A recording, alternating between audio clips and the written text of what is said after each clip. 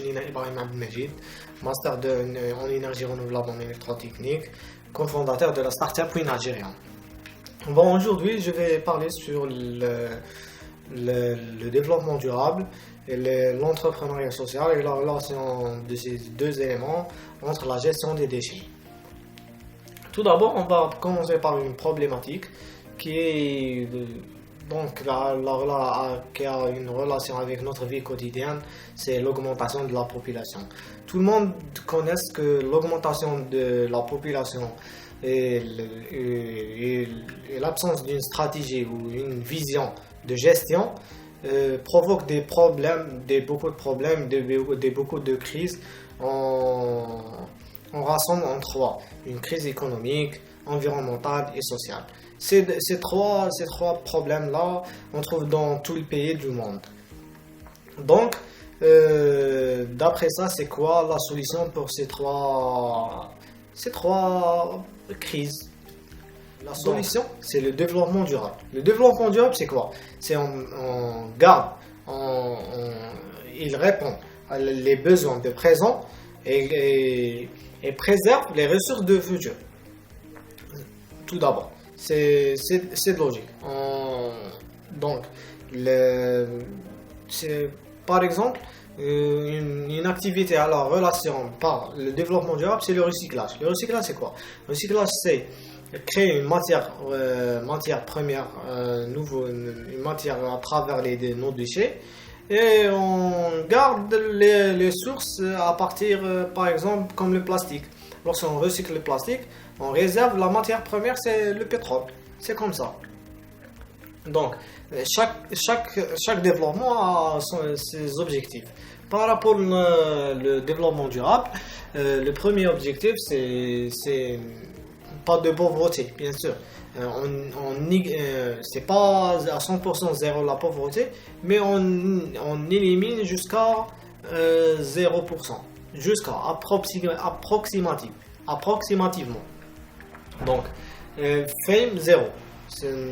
Donc, c'est à peu près une problématique sociale. FAME 0.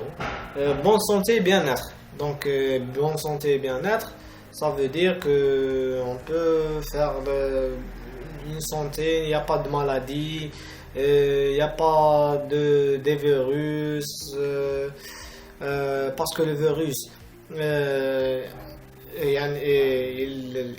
il attaque l'économie, comme le Covid-19 par exemple, c'est un exemple vivant. Donc, éducation de qualité, bien sûr. Lorsqu'on a une éducation de qualité, on a vraiment une bonne recherche, un savoir-faire, on a des bonnes solutions. C'est tout à fait normal. Égalité entre les sexes.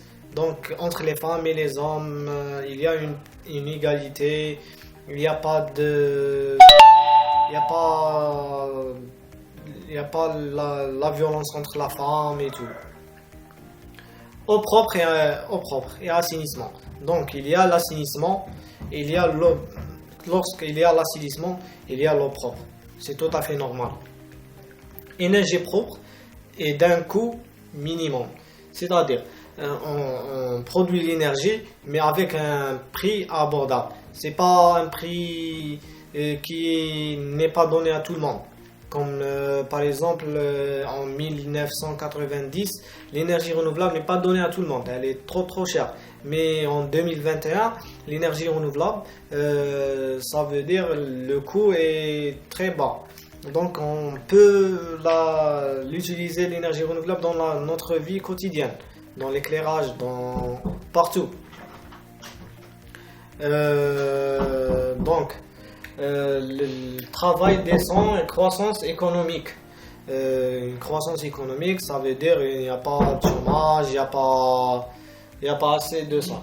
Industrie et innovation. Donc, si on a une bonne éducation, on a une innovation dans l'industrie.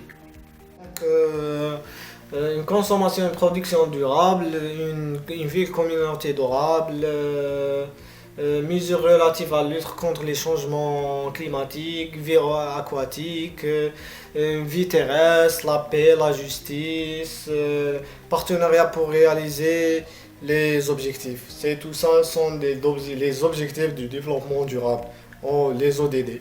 Il y a 17 ODD, c'est ça. Donc les ODD, comme les ODD, les objectifs de développement durable, sont classés en trois piliers. C'est-à-dire, donc, on a le pilier économique, le pilier social et le pilier environnemental. C'est ça. Donc, on a trois piliers. Dans ces trois piliers, lorsqu'on fait l'intersection de ces trois piliers, on a le développement durable. Donc, le développement durable, c'est le résultat de l'intersection de les trois problématiques. L'économie, l'environnemental et les problèmes sociaux. C'est tout à fait normal. Donc, on n'a pas de chômage, on a une bonne économie. Et lorsqu'on a une économie verte, on n'a pas aussi de chômage, on a un environnement idéal.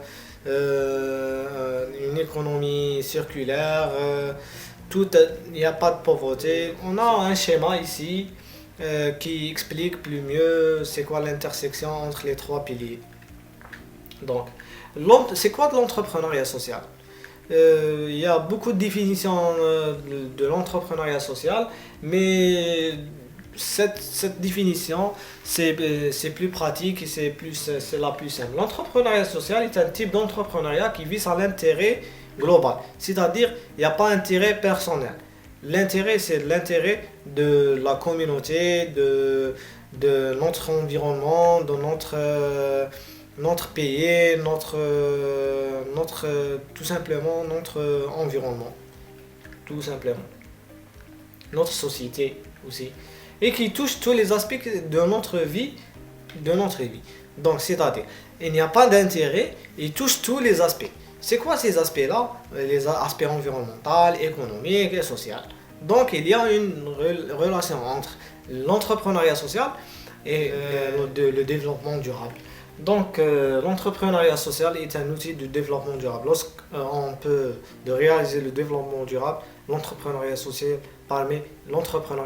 parmi les outils de développement durable.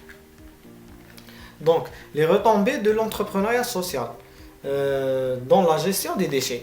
Pourquoi? Lorsqu'on parle d'une gestion des déchets, c'est un grand gisement parce que la population augmente, donc le gisement est trop grand. Mais on peut des efforts, on peut une main d'œuvre, plus de main d'œuvre, une grande stratégie de gestion. Donc on peut on a ici un rendement pour minimiser le chômage. On a dans ce cas. Donc, nous savons très bien que nos déchets sont une source renouvelable des matières premières. On a toujours une consommation des emballages plastiques, des déchets organiques, c'est journalier, tout à fait normal. Donc, pour préserver notre environnement, on peut les recycler, ces déchets, pour créer une nouvelle matière première recyclable, pour réutiliser dans notre vie quotidienne et préserve les ressources, les sources pour le futur. C'est ça. Donc dans notre pays, dans l'Afrique en général, on a plusieurs problématiques. C'est le déchet, c'est le grand gisement de déchets qui est un grand problème pour notre environnement. On a aussi la catégorie fragile, les handicapés qui n'ont pas du travail, du boulot. On a aussi les jeunes chômeurs qui n'ont pas de postes de travail. Donc, d'après cet entrepreneuriat, on peut les créer des postes de travail et minimiser la quantité de déchets pour